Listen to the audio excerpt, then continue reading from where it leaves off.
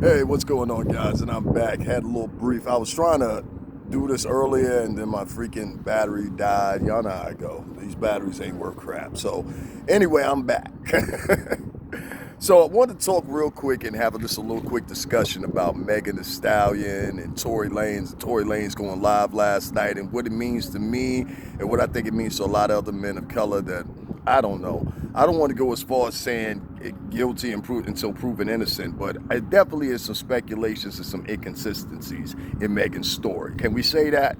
And I'm looking at the comment section on the video I threw up, and I'm just like amazed that so many women seem to agree just as much. So at this some point, I just got to ask the question, Tory Lanez, like, are you telling the truth and people just don't believe you? I mean, like, what's going on really? Like,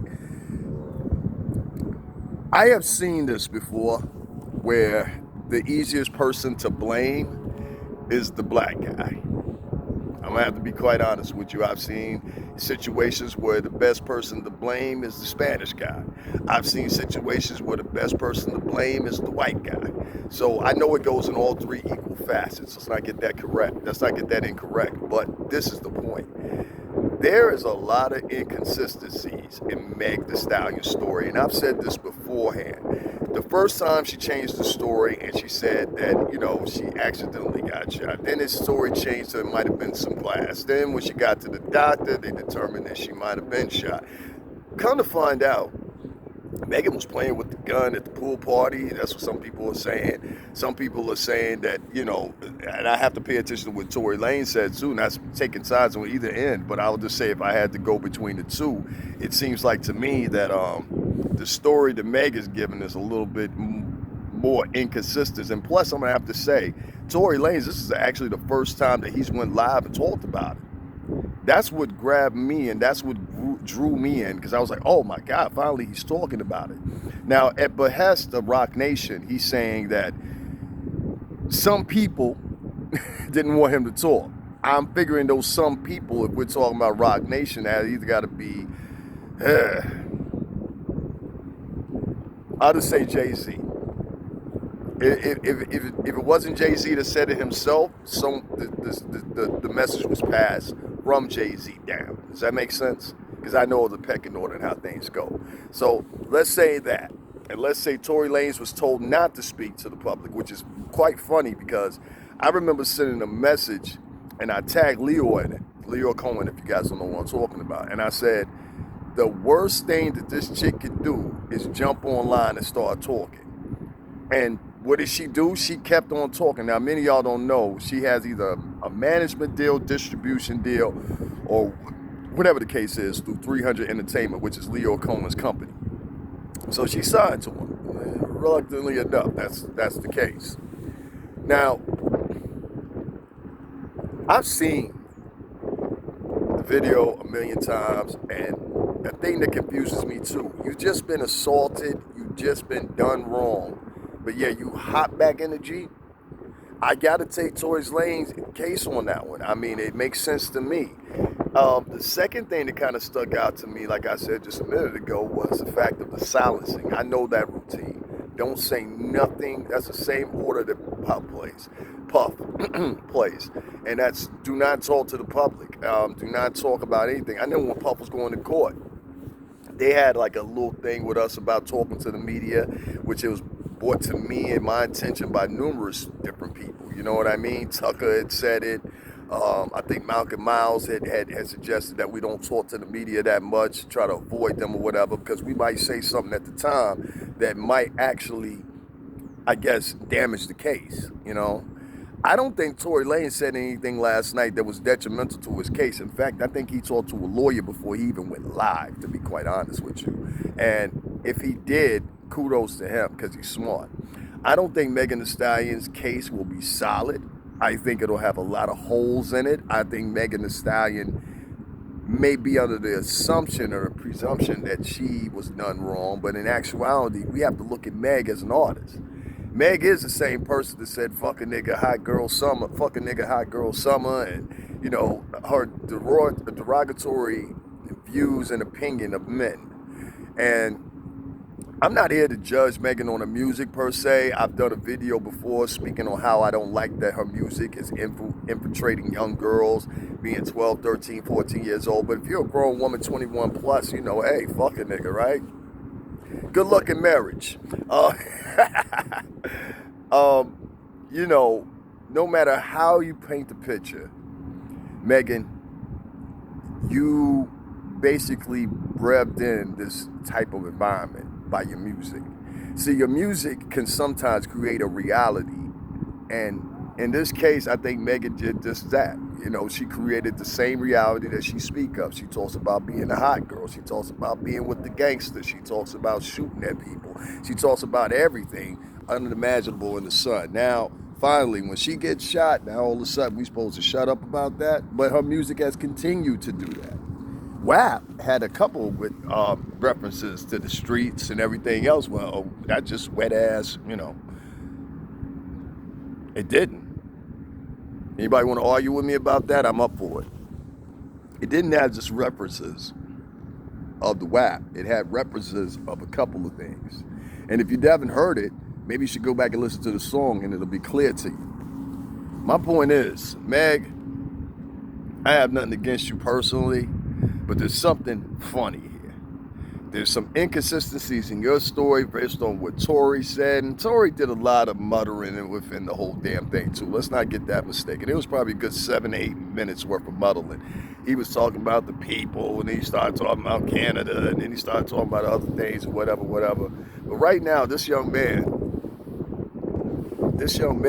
he may be deported as a result of this after he serves his sentence, because it did happen in the United States. So if many of you don't know, Tory Lanez is actually a Canadian resident, just like Drake, just like Justin Bieber, and or citizen. Basically, they're guests in this country. Guests. And even though Drake, his father was born here, and if any of y'all don't know who Drake's father is, do any of y'all know who Drake's father is? I didn't think so. Drake's father and his brothers used to have a group together back when, I guess, when I want to say when my mother was coming up, probably. The Graham brothers. That's why Drake's last name is Graham. But the Graham brothers. And those brothers wrote and produced some of the most greatest songs you could ever think of. In fact, I say to this day, and I will continue to say, a lot of those songs that come out of Drake's mouth, a lot of those songs that end up on Drake's records, I do believe his father either had them written already, co-written them with him, or maybe something else. But one thing is for sure, there's definitely some of his fathers in some of those songs that he puts out. Now, if you guys don't know what I mean, some of the songs that you hear that chart to the top or whatever were songs that were written a long time ago in many cases. Some songs have been sitting around for 10, 15 years in some cases, and nobody's just ever picked them up. You know, nobody's ever given the thought of, hey, let's put this together, or even had the right singer. So it would make sense to me that Drake's father would, along with other songwriters, of course, too, they'd approach Drake and say, hey, could you do your rendition of this, or could you do this, or could you do that? It would make sense to me that his brother, his father and his father's brothers have written for the likes of Prince, Michael Jackson, and many other artists that you could think of. You should look up the name credits right there and you will see it. You see Drake's dad's name or his brother's name, that Graham name attached to that. So make no mistake about it, Drake's father was somebody of importance even before Drake popped, when Drake was a kid. So he's not an unaccomplished musician per se. He's just a musician that wouldn't get the same notoriety as many other musicians of the past. But make no mistake about it, Drake's father is every bit of a genius, and so were his brothers. The accolades that they received, the recognition they received. Like I said, the fathers and the uncles have all written songs for Prince and many other people that you hold dear to you, and won the accolades and awards to say so. Now back to what I was saying about MegTheStallion. Megan Thee Stallion seems like a fraud to me. After hearing Tory Lanez, and that's why I put it up right when I got it. I probably got it I don't know, 10 or 15 minutes before the live was actually, you know what I mean, after the live was done.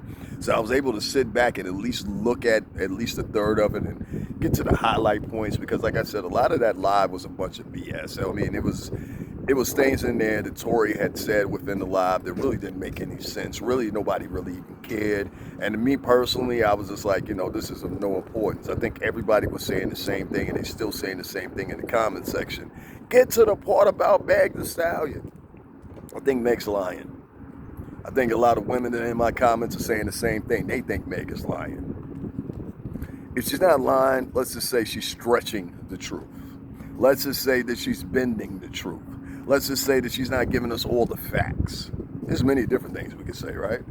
But one thing I know from being around this business and being around this business for so long, and even though I'm relaxing right now here in Connecticut, make no mistake about it, I still remember the town, all right? Now, I remember when this first happened, most people in the Bronx, most people in Brooklyn, first thing that came to their mind was, what did she do? It's just the people. It is what it is. And some people in Connecticut did the same thing too. So we don't want to leave them out. And I'm pretty sure in Jersey too. But I know people in the Bronx and Brooklyn specifically were saying, what did she do? And the problem is, why out of all women would someone think that you did something? Most women, when they get attacked or something like that, most people come to their defense and say, oh my God, what did that dude do? In this case, a lot of people were like, what the hell did she do? Because she has a notoriety of being a gangster. She has a notoriety of talking about what she wants to do, setting people up. And same thing with Cardi too. Cardi once upon a time talked about how she drugged a man while she was living in the Bronx as a stripper. Yes, you did. And TMZ and everybody else reported it, so don't get mad at me for bringing it up. She talked about how she drugged men and robbed them after they were incapacitated. So, being that Megan, well, I'll let you put your own trajectory behind it. I'll just end this off by saying this. I think Megan is hiding something. I think in the beginning, maybe Megan's initiative was to protect Tory, and maybe that's what she thought she was doing. But sometimes when you start a story, you ain't got no choice but to roll along with it after that. And I think that's the patch that she's got right now. She now has no other choice but to run with that story. And if she doesn't run with that story, then she's got a whole media to look upon her and say, uh-oh, you lied to us. Now, this could put in jeopardy her whole career, all right? Her whole entire career. If found out that she's not telling the truth, this could put her whole career in jeopardy. And likewise, the same with Tory Lanez. If he is found guilty, I believe this guy's not only facing 22 years, but he's also facing deportation. Now, a lot of people don't realize the reality of being dipped out of here. But I'll give you an example. Justin Bieber, I may say maybe 2014, 2015, he had moved down to Atlanta. And as he was living in Atlanta, one of the problems was, I guess he had noisy parties, noisy cars, whatever the case may be. And there was a petition started by the local neighborhood people to get to get Justin Bieber out of the neighborhood and deported.